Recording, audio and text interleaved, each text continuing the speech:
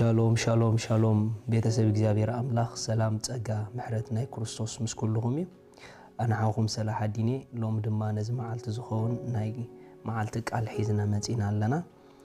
ሎም እንካፈሎ ቃል ህይወት ቅድድምያ ዝብል እዩ ህይወት ቅድድምያ ኩሉ ሰብ ህይወት ዝነብር ዘሎ ኣብ ናይ መቀዳደም ስፍራ ከም ዘሎ ክሓስብ ይግብኦ እዩ ምኽንያቱ ህይወት ኣብ ናይ ቅድድም ስፍራ አይደላ ማለት እዩ እግዚአብሔር አምላኽ ስሙ ይባረኽ መጽሐፍ ቅዱስ ክዛረብ ከሎ ኣብ ቀዳማይ ቆሮንቶስ ምዕራፍ 9 ካብ ጥቕሲ 24 ከምዚ ይብል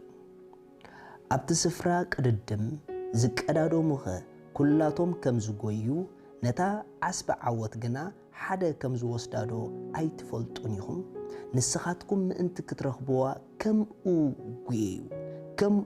ጉየዩ እቲ ዝቃለስ ዘበለ ብኩሉ ነገር መጢኑ ነፍሱ ይገትእ እዚኣቶም ነታ ሓላፍ ኣኽሊል ምእንቲ ክቕበሉ እዮም ንሕና ግን ነቲ ዘይሓልፍ እዩ ስለዚ ኣነ እጎይ ኣለኹ ግናኸ ከምቲ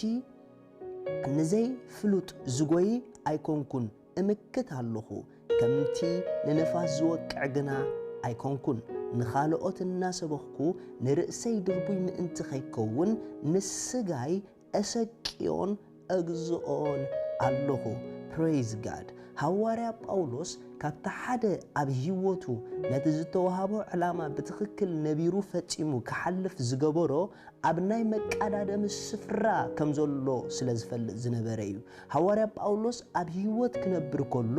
ኣብ ናይ መቃዳደም ስፍራ ይነብር ምህላው ንርእሱ ስለ ዘኣመና ኩሉ ጊዜ ከም ጎያይ ኣብ ናይ መቃዳደም ስፍራ ዘሎ ኮይኑ ነቲ ዝተጸውዐሉ ጻውዒት ርእሱና ገተአ ርእሱና ዓቀበ ሓይሉን ዳዓቀበ ብትኽክል ይነብር ነይሩ ኣሕዋት ኣስተውዕሉ እንተ ደኣ ኣብ ናይ መቃዳደም ስፍራ ከም ዘለና በሪሁልና ከምቶም ተዓዘብቲ ኮይንና ንህይወት ኣይንነብራን ኢና ኣብ ናይ መቃዳደም ስፍራ ዝጎዩን ካብ ናይ መቃዳደም ስፍራ ወፂኦም ዝዕዘቡን ኣነባብሮኦም ሓደ ይኮነን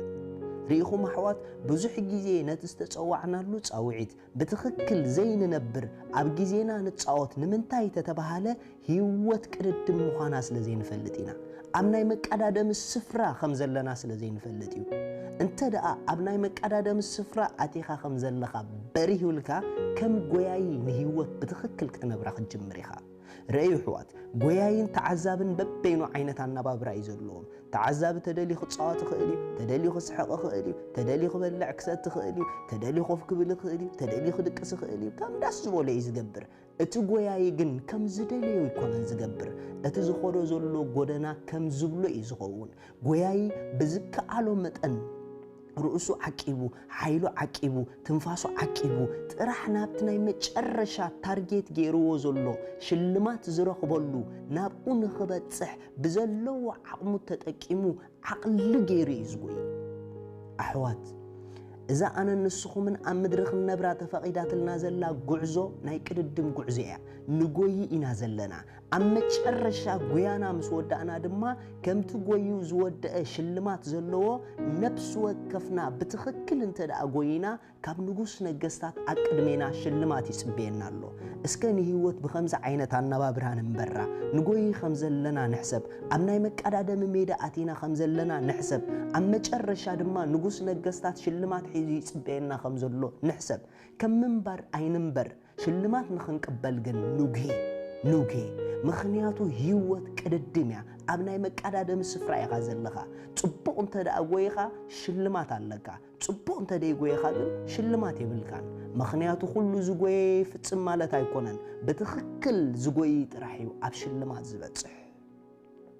ኢየሱስ ክርስቶስ ንዘል ዓለም ጎይታዩ ዳስዋ የሐዋርያ ጳውሎስ ኣብ ህይወት ክነብር ከሎ በድሕረይ ዘሎ እንዳሓደኩ ናብታ ዓስበ ዓወትና ቅድሚት ማጣጠር ኣሎ ኺሉ ንምንታይ ተተባሃለ ኣቅድሚኡ ተዓወት ከም ዘሎ ኣቅድሚኡ ተሽልማት ከም ዘሎ ንርእሱ ኣእሚኑ እንዳራኣየ ይጎይ ስለ ዝነበረ በድሕሪት ዘሎ እንዳገደፈ ኣብ ጉይኡ ዝዕንቅጾ ዘበለ ነገር እንዳገደፈ ንሓይሉ ዘድክም ነገር እንዳገደፈ ጥራሕ እቲ ኣብ ኢድ ንጉስ ነገስታት ዘሎ ሽልማት ንምቕባል بزلو عقم تتأكيمو بتزتوهابو تصقا تتأكيمو بتخكل يقوي نيريو سلازلومي أنا نسخو من أبناي مقادم سفرة خم زلنا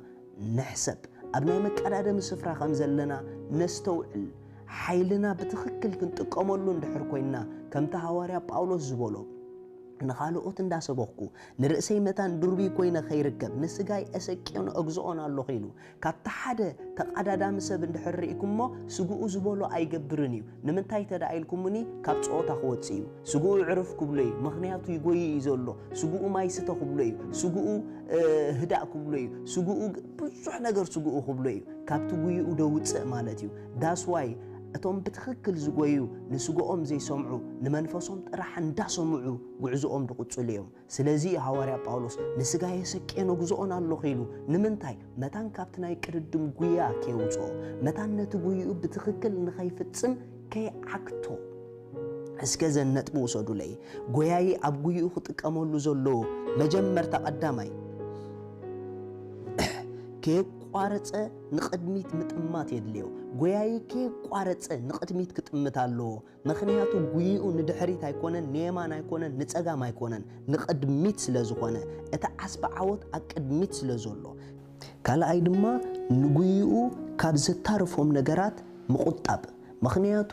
ጎያይ ኣብ ጉይኡ ክታርፎ ዝኽእል ብዙሕ ነገራት አሎ ስለዚ ብትኽክል ንኽጎይ ካብ ጉይኡ ዘታርፎ ዘበለ ነገር አቮይድ ክገብር አሎ ክቁጠብ አሎ ክነጽጎ ክኽእል አሎ ሳልሳይ ድማ ዓቕልን ትዕግስትን የድልዮ ጎያይ ዓቕልን ትዕግስትን የድልዮ ኣብ ናይ መቃዳደም ስፍራ ዘሎ ብትኽክል ክሳዕ መጨረሻ ክበጽሕ እንድሕር ኮይኑ ተንፋሱ ድኻሙ